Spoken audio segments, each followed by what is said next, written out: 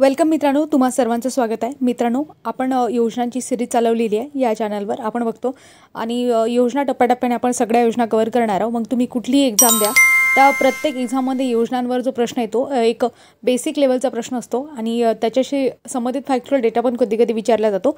तर योजनांची जे काही बेसिक गोष्ट आहेत म्हणजे बेसिक गोष्टी आहे योजनांशी संबंधित, त्या जर आपल्याला माहिती असल्या तर कुठेतरी आपण लिंक लावून प्रश्नाच्या उत्तरापर्यंत पोहोचू शकतो। आणि अशीच योजनांची संपूर्ण सिरीज आपण चालवलेली आहे आणि टप्प्याटप्प्याने सगळ्या योजना आपण कव्हर करू। आणि मित्रांनो, नेमकं काय झालं, बरेचसे लेक्चर अपलोडेड करण्याचे राहिलेले आहेत, म्हणजे रेकॉर्डिंग केलेले आहेत, फक्त अपलोड करायचे राहिले आहेत। कारण त्यासाठी आपल्याला माहिती आहे डेटाची गरज असते आणि डेटा हा अवेलेबल नव्हता, म्हणून हे सगळे लेक्चर जे आहेत ते अपलोड होऊ शकले नाहीत।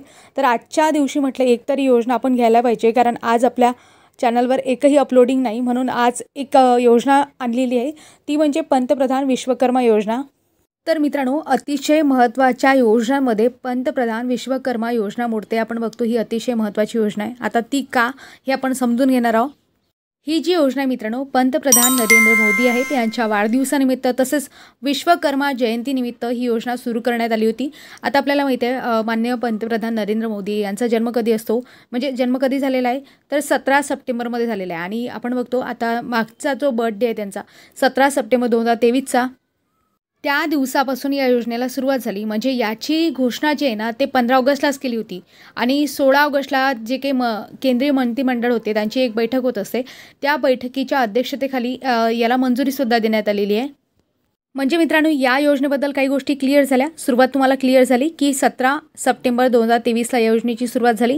घोषणा कधी झाली हे सुद्धा विचारले जाते, 15 ऑगस्टला घोषणा झाली आणि मंजुरी कधी मिळाली तर 16 ऑगस्ट 2023ला मंजुरी मिळाली। म्हणून लक्षात ठेवा 2023 मधली अत्यंत महत्त्वाची योजना आहे। म्हणजे मित्रांनो, आता तुम्हाला योजनेबद्दल सुरुवात समजली।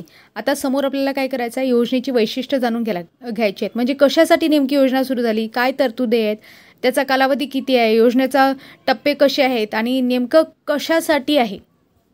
तर या योजनेचा कालावधी 2023-24 ते 2027-28, म्हणजे हे समोरसुद्धा योजना महत्त्वाची आहे। कधीसुद्धा प्रश्न पडू शकतो, असं नाही की या एक्झाममध्ये म्हणून या एक्झाममध्ये पडणार आहे, कोणत्याही एक्झाममध्ये ही जी योजना आहे तुम्हाला यावर प्रश्न पडू शकतो। म्हणून डेटा लक्षातच असू द्या किंवा तुमच्याकडे गोष्टी नोट असू द्या। तर यासाठी कशी तरतूद करण्यात आली आहे, 13,000 कोटी रुपयांची तरतूद करण्यात आली आहे। आणि आता आपण म्हणजे पारंपरिकरित्या म्हणत आलो की 18 प्रकारचे कारागीर असतात, 18 प्रकारचे व्यवसाय असतात। तर 18 प्रकारचे कारागीर कोणते, 18 प्रकारचे व्यवसाय कोणते आपण बघतो, परंपरेने चालत आलेले, त्यामध्ये त्या परंपरेने चालत आलेल्या व्यवसायांसाठी ही योजना आहे।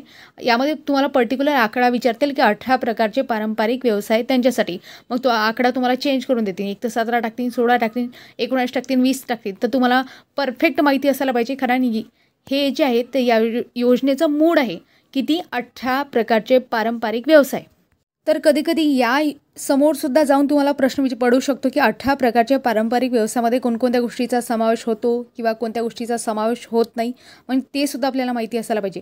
त्याच्यामध्ये सुतार, नावी, नंतर नाव किंवा बोट तयार करणारे जे असतात ते, म्हणजे आपण बघतो सुतार, नाव किंवा बोट तयार करणारे, लोहार, सोनार, कुंभार, मूर्तिकार व शिल्पकार, चर्मकार, बेलदार, झाडू तयार करणारे, बाहुल्या व खेळणी तयार करणारे, न्हावी, हार तुरे तयार करणारे, धोबी, शिवकाम करणारे, मासेमारीसाठी आवश्यक जाळे तयार करणाऱ्या कारागिरांचा समावेश होतो। अशा प्रकारे महत्त्वाचे 18 प्रकारचे व्यवसाय आहेत।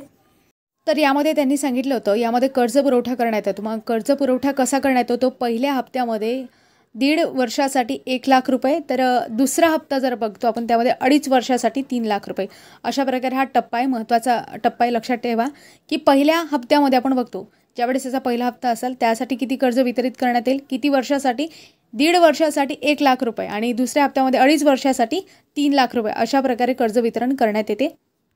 परंतु गोष्ट अशी आहे की 18 प्रकारचे व्यवसाय आहेत, आता हे जे आहेत ते पारंपरिक पद्धतीने, मग यांना नवीन कोणते तरी स्किल असायला पाहिजे जेणेकरून ते त्यांचे व्यवसाय करू शकतात, कसे करू शकतात, डेव्हलप करू शकतात।